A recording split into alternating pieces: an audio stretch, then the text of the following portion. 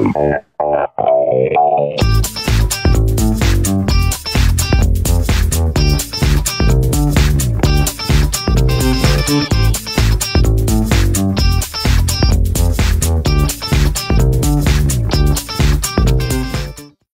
sam Sanja Baljkas, fotografkinja. Sanja, zašto fotografija? Pa zaljubljena sam u fotografiju još kad sam bila djevojčica. Jako mi se sviđa fotografija i uvijek sam gledala fotke, lijepila po zidovima i tako. Onda sam kasnije otišla u grafički dizajn i došla je digitalna fotografija i onda sam ja tamo se osjećala kao doma i onda sam nastavila s fotografijom. Kakva je priča iza umjetničkog imena Red Cat? Opet ću se vratiti u djetinjstvo. Znači, od kad sam bila djevojčica imala sam 13 mačaka i to sam sve hranila, igrala sam se s njima i tako. I onda kasnije kad sam narasla, mačke su me pratile kroz cijeli život i sad imam 2 mačka perzijska i taj moj mačak Elfi koji ima 8 godina je poseban karakter i zbog njega se u stvari dogodila i ova izložba Secret Cat People.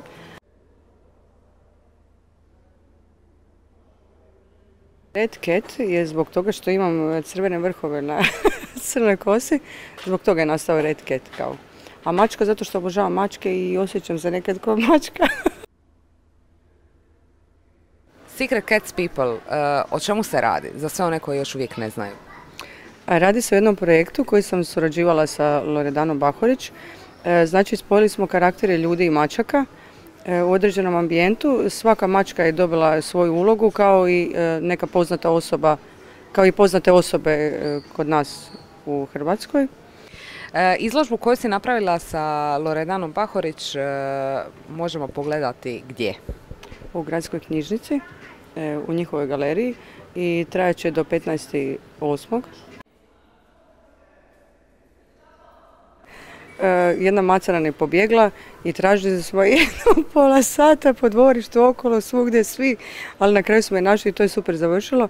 To je jedina koja je u stvari pobjegla, a ostale mace su super odradile svoj posao. Jer vi kad uzmete psa, stavite ga, kažete mu da sjedne i on pogleda na ovu stranu, pogleda na ovu, ali to kod mace ne možete dobiti, to je nemoguće.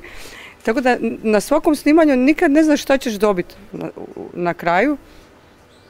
Ali sve mace, sve su super odradile svoj posao. Mi smo toliko bili šokirani da nam nije išlo u glavu da je to moguće.